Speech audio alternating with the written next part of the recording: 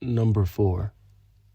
When I was 9, I experienced something that I've never been able to forget. Even now, more than 20 years later, I still think about it. Late at night, when the house is silent and my mind drifts to that dark corner of my memory.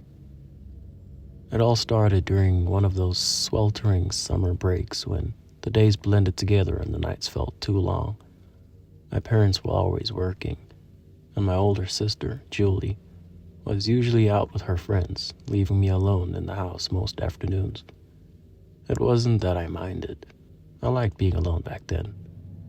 I used to spend hours in my room, playing with my action figures or reading comic books. I was a quiet kid, but then strange things started happening. The first time I noticed, I was playing on the floor with my toys.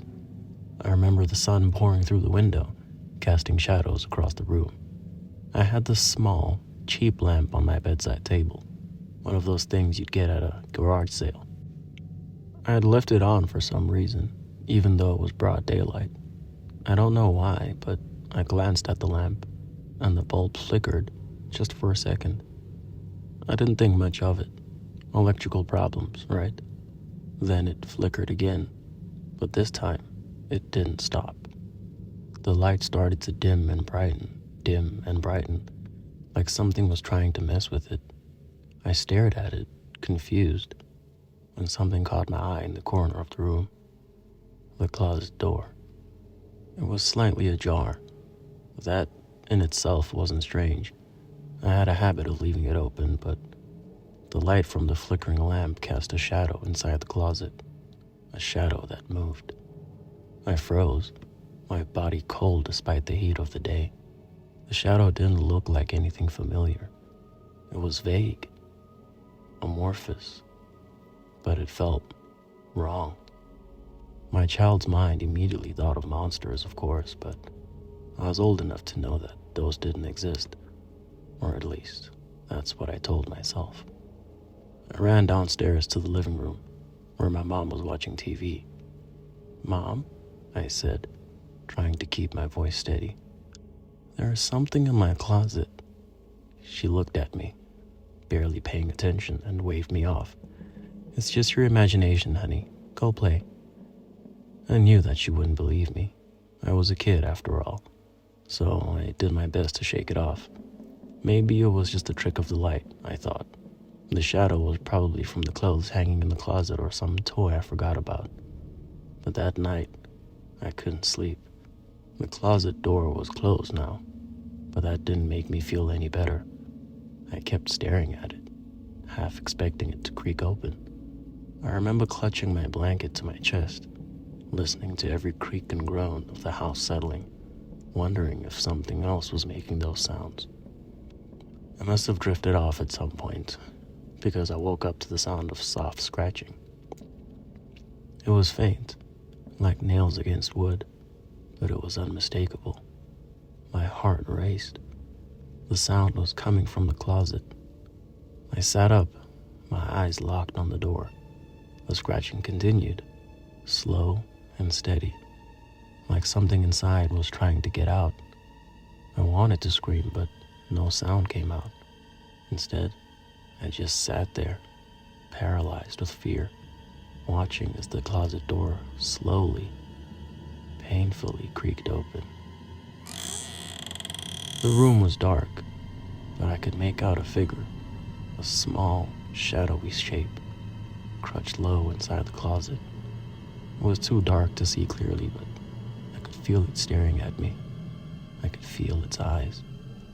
I screamed, finally finding my voice, and bolted from my bed. I ran down the hall, past my sister's room, and into my parents' room, throwing myself into their bed. They were annoyed, of course. My dad muttered something about nightmares, while my mom tried to calm me down. It told me it was just a bad dream, that there was nothing in the closet, and tucked me back into bed. The next morning, I asked my sister if she heard anything. She shook her head, barely looking up from her phone. Typical Julie. She didn't believe me either. But the scratching didn't stop. Every night, like clockwork, the scratching would start again, just faint enough to make me doubt whether I was really hearing it. And every night, the closet door would open, just a crack, but never all the way. I started avoiding my room. I'd pretend to fall asleep on the couch, or ask to stay at a friend's house, but eventually, I'd have to go back. My parents wouldn't let me sleep anywhere else for too long. One night, the scratching was louder than usual. This time, I didn't run. I forced myself to stay in bed, my heart hammering in my chest, watching as the door creaked open again. But this time, I didn't just see the shadowy figure inside. This time, it stepped out. It was small, maybe the size of a child. Its movements were jerky, unnatural, like it didn't quite know how to use its body. I couldn't make out its face, but I could feel its gaze on me, like it was studying me. I wanted to scream, to run, but my body wouldn't move. The thing stepped closer, its breathing soft and raspy, like it was struggling to fill its lungs. And then, it spoke. "You're not supposed to be here." The voice was faint, almost like a whisper, but it was clear. And it was my voice. I must have passed out, because the next thing I remember was waking up in the morning, sunlight streaming through the windows. The closet door was closed. My parents were acting like everything was normal, like nothing had happened. But I knew it had. Years passed, and I managed to convince myself that it was just my imagination. Kids see things, after all. We dream, we get scared. But something changed a few days ago. I was at my parents' house for a visit, cleaning out the old room when I found a note tucked into the back of the closet. It was in my handwriting, but I don't remember writing it. It said, "You're still not supposed to be here."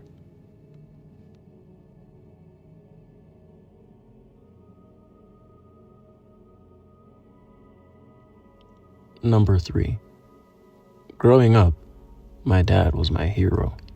You know, the kind of dad who seemed larger than life. Strong, protective, always there when you needed him.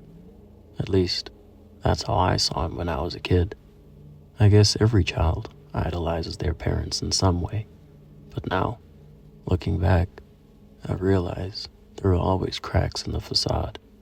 I just didn't want to see them. The incident I'm about to tell you happened when I was 8, but the memory of it has haunted me ever since. It was a Saturday, one of those lazy weekends when my mom would go off to work, leaving me and Dad at home together. We didn't have much money, so weekends were usually spent hanging out around the house or playing in the yard. I remember that day vividly because it started off so normal, so ordinary. My dad had always been a bit of a handyman. He liked to fix things, tinker in the garage, and take on small projects around the house. He had a workbench in the basement where he'd keep all his tools, screws and nails neatly organized. It was his sanctuary, I guess. That afternoon, he called me down to the basement to help him with something. I remember hesitating at the top of the stairs. The basement was always dark and smelled like damp wood, but more than that, it just felt off. There was something unsettling about it, even as a kid. But I loved spending time with my dad, and I didn't want to let him down, so I went. When I got down there, he was standing by his workbench, fiddling with some wires and old electronics. He smiled when he saw me, but it wasn't the warm smile I was used to. It was strained, like he was forcing it.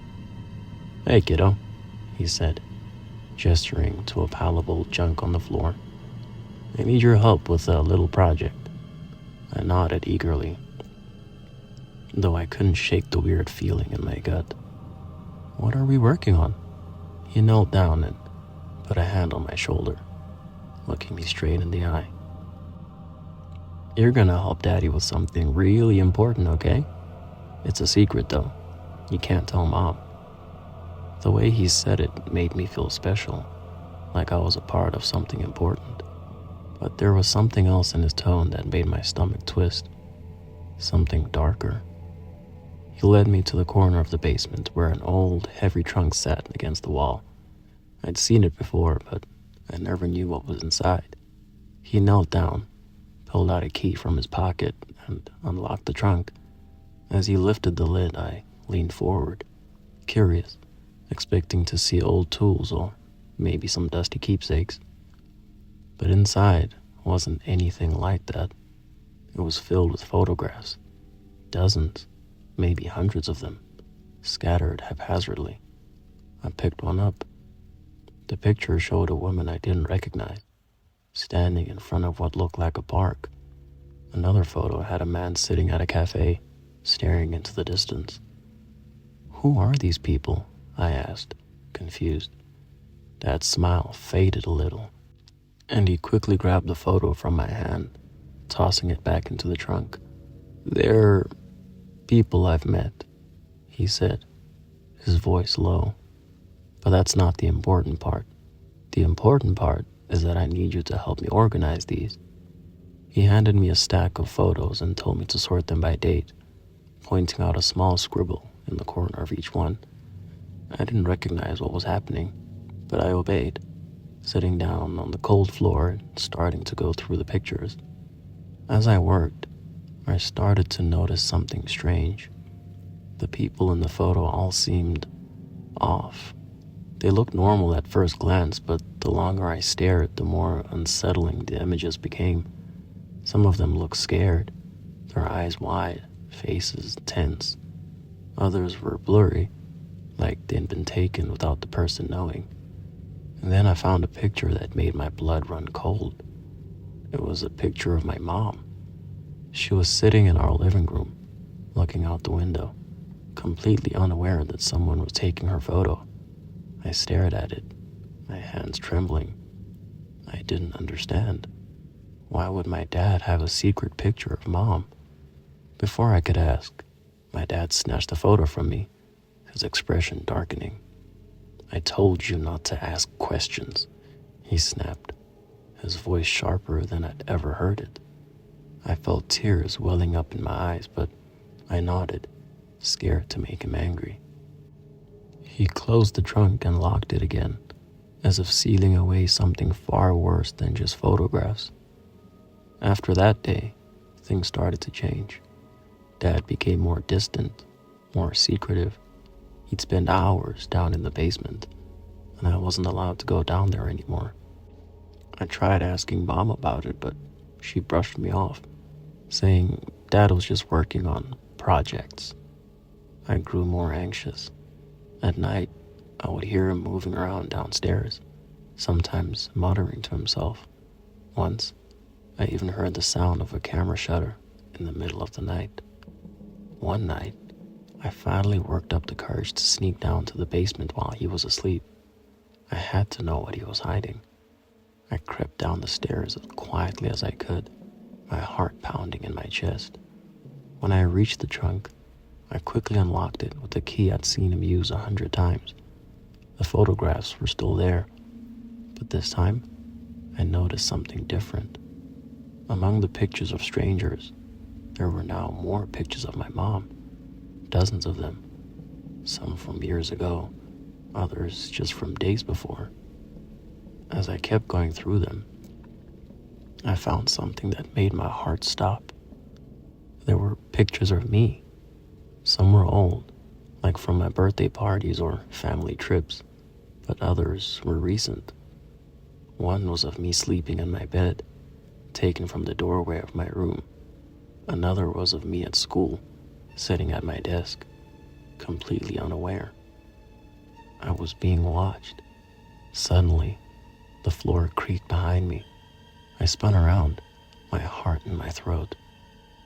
It was Dad. He stood in the doorway, his face unreadable in the dim light. "What are you doing down here?" he asked, his voice calm, but there was something dangerous behind it. I couldn't speak. I just stared at him, my mind racing, trying to understand what was happening. Why were there photos of me? Why had he been taking them? He stepped forward, closing the door behind him.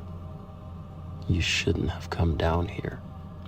My hands shook as I dropped the photos, backing away from the trunk. Why, Dad?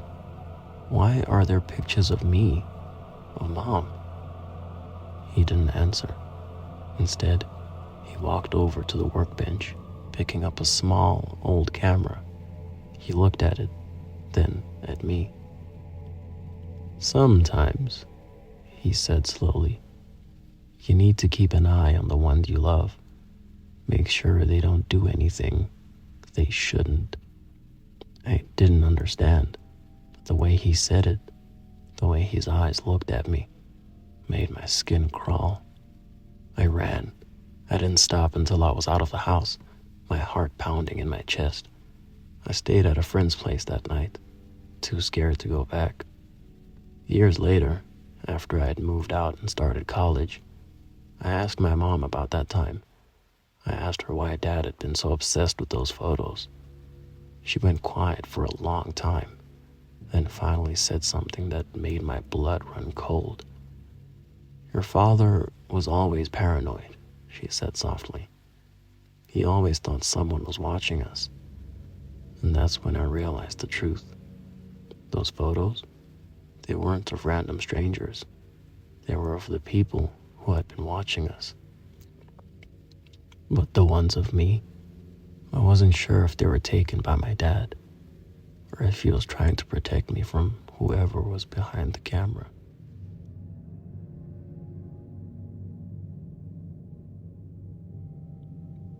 Number 2. I never realized it as a kid. How could I? When you're growing up, your parents are your world. You trust them implicitly. You never question their motives or their actions. They're just mom and dad. The way they behave is normal to you, but looking back now, as an adult, I see the signs were always there. I suppose I should start from the beginning, though I'm not even sure where that is anymore. My dad was a quiet man. He worked as an electrician in our small town. It was the kind of job that kept him out at odd hours.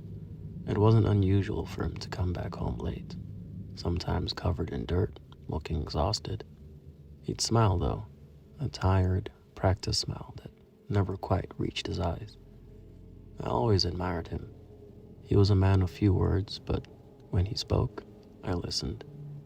He had a way of making everything sound important, even if it wasn't. Growing up, I thought he was a hero. Strong, stoic, dependable.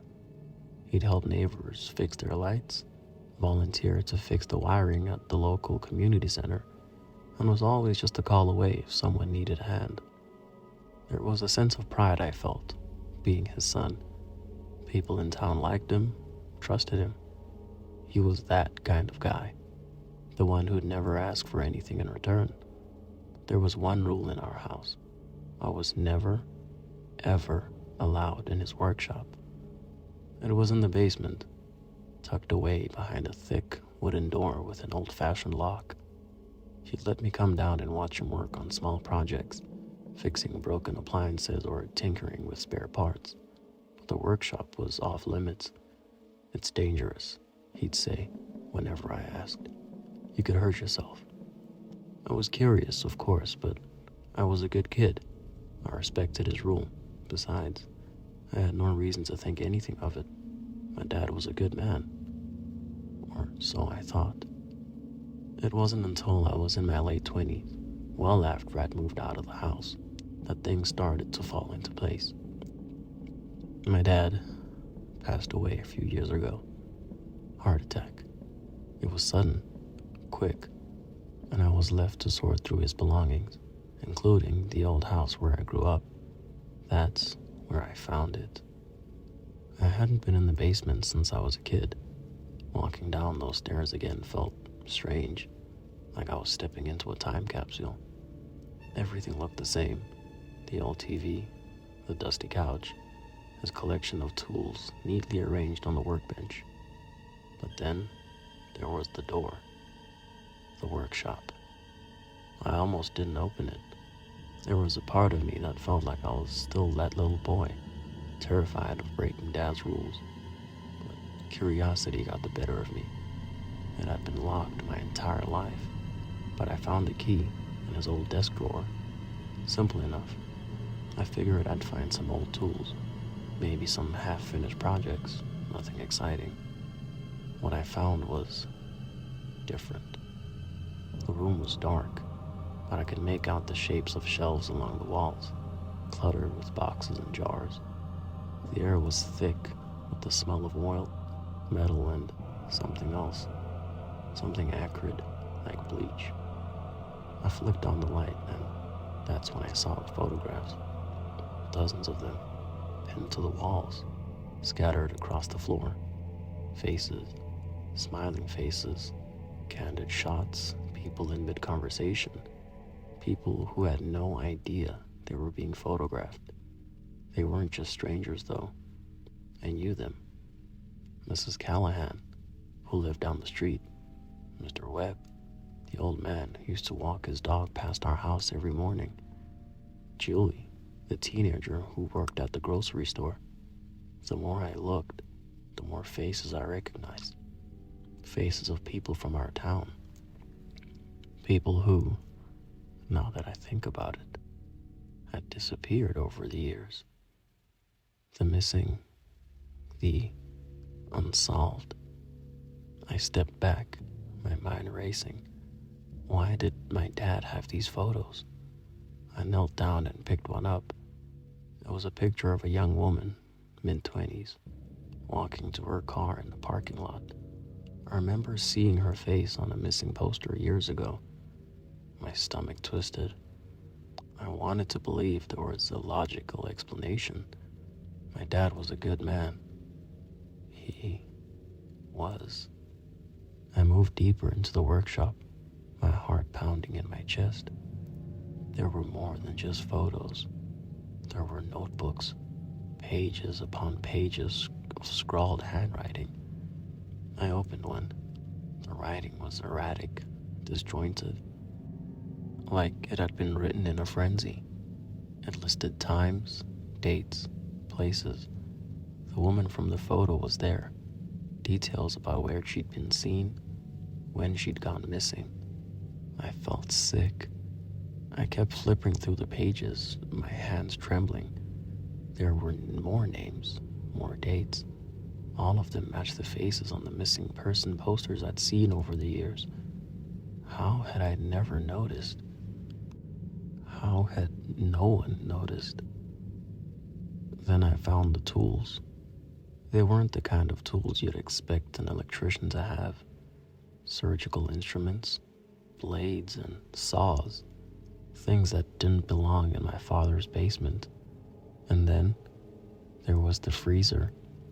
I stared at it for a long time, my breath shallow, my hands clammy. I didn't want to open it. I already knew, deep down, what was inside.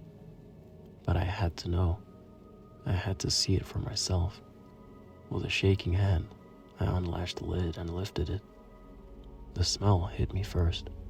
Sharp, metallic, and suffocating. I gagged, stepping back. Inside were bags, sealed and labeled. I didn't need to open them to know what they contained. My mind couldn't comprehend it. It couldn't accept the fact that the man I'd looked up to my entire life had been hiding something so monstrous. I stumbled out of the workshop, desperate for air, my heart hammering in my chest. I sat at the basement steps, trying to piece it all together. How had I not seen the signs? The late-night disappearances, the random tools he'd bring home, the unexplained stains on his clothes, the distant look in his eyes when we'd talk over dinner, like his mind were somewhere else completely. I thought about the neighbors who had gone missing over the years, the police investigations that went nowhere, how my dad always seemed to know more than he let on, how he'd shake his head and say, "People do strange things, son. You never know who you can trust." I never knew he was talking about himself. I spent the next few days in a daze trying to reconcile the man I thought I knew with the reality I had uncovered. The worst part was, I couldn't bring myself to hate him. He was my father after all, and even though I knew the truth, part of me still wanted to believe that there had to be an explanation, that maybe, somehow, he was protecting us, that maybe these people had done something wrong. But deep down, I knew that wasn't true. The more I thought about it, the more memories came flooding back. Small things that seemed insignificant at the time, but now carried a sinister weight.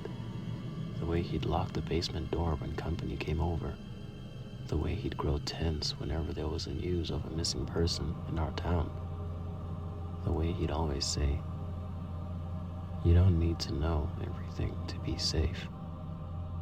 I never reported what I found. I couldn't. I was too scared, too ashamed. So I buried it, just like he had. I sold the house, got rid of the old photos and the tools, and tried to move on with my life. But sometimes, late at night, I still wonder, what if I hadn't been his only helper?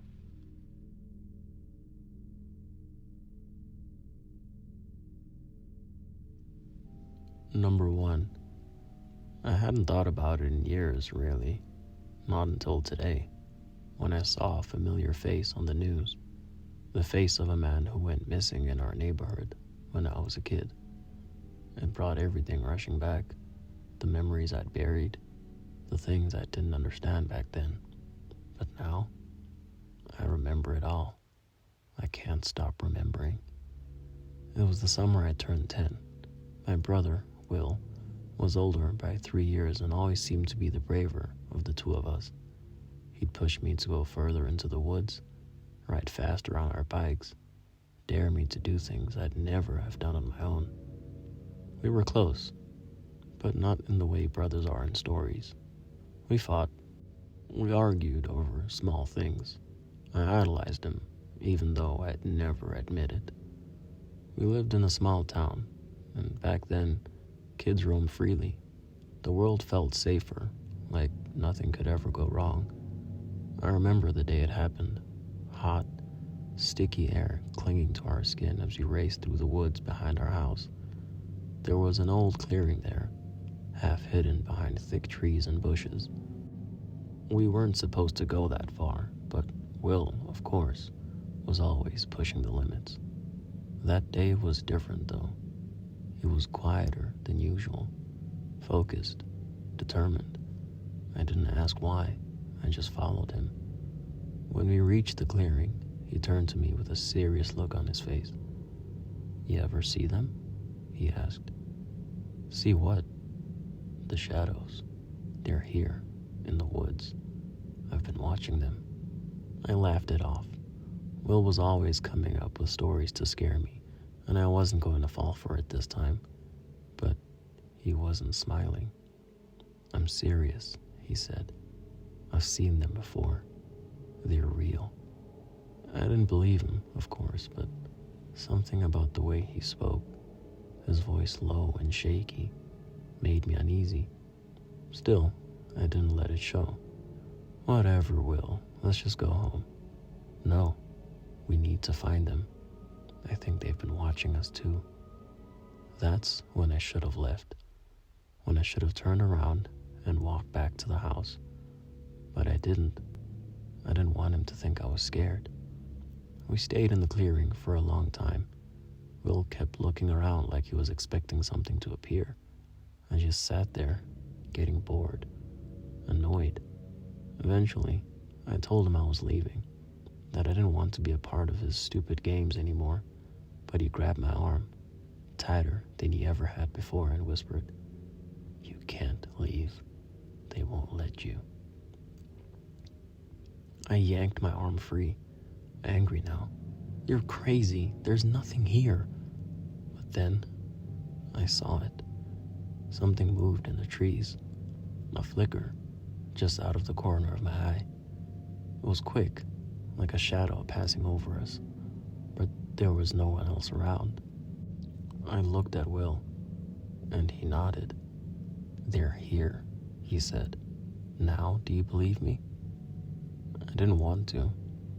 I tried to tell myself it was just my imagination, but there was something out there, something watching.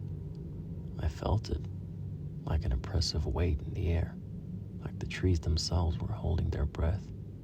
Will started walking toward the movement, and despite everything in me screaming to run, I followed him. We didn't make it far before we heard the sound, a whisper, almost too faint to hear, coming out of everywhere at once. I froze, and so did Will. Then, without warning, he broke into a sprint, deeper into the woods, laughing like a maniac. I chased after him, calling his name, but he didn't stop. He just kept running. I lost him. I don't know how long I searched for him, but when I found him, he was standing in another clearing, staring at something on the ground. I walked up behind him, out of breath, ready to yell at him for scaring me. But then, I saw it. There was a hole in the ground, deep and dark, and in the middle of it, a figure. A person, or at least it looked like one. A man, curled up, his face hidden. His body was still, but there was something wrong, something unnatural about the way he was positioned, like he didn't belong there. "Will, what is that?" I asked, my voice barely above a whisper. "It's him," Will said, his voice eerily calm. "One of them." "One of what?" I stepped closer, but Will grabbed my arm again, harder this time. "Don't. He'll see you." I was shaking now, panic rising in my chest. "We have to go home. This isn't funny anymore." But Will wasn't listening. He just stood there, staring at the figure, his grip on my arm like a vice. I tried to pull away, but he wouldn't let go. "Will, let me go," I shouted, tears welling up in my eyes. That's when I saw the figure in the hole move. Just a little, a twitch, a shudder. I froze, my heart pounding in my ears. And then, slowly, the figure turned its head toward us. Its eyes were empty, hollow, black. I screamed, yanking my arm free from Will's grip, and ran. I didn't look back. I just ran as far as I could, all the way home. When I burst through the door, gasping for air, my mom was there. I tried to tell her what happened, but I could barely speak. Will was still out there. I was terrified for him, but I couldn't go back. By the time police found him, it was already too late. They said he must have fallen, that he'd hit his head and died instantly. But I knew better. I'd seen the way those shadows moved. I knew something had taken him. They never found the figure in the hole. In fact, they didn't even find the hole. For years, I tried to convince myself that it had all been a trick of my mind, that I was just a scared kid who'd imagined things. But deep down, I always knew that wasn't the truth. I'd seen the shadows, and they'd seen me. It wasn't until I grew older that I started piecing it together. The disappearance in our town, the people who went missing, never to be found again. I thought back to the figure in the hole, the way it had looked so human, yet so wrong.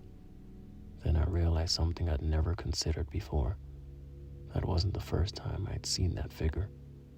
No, it had been there, lurking in old family photos, always in the background, just a blur, a trick of the light, a shadow that didn't belong. And every time, Will had been closer to it than anyone else. He hadn't been taken by the shadows. He'd been following them all along.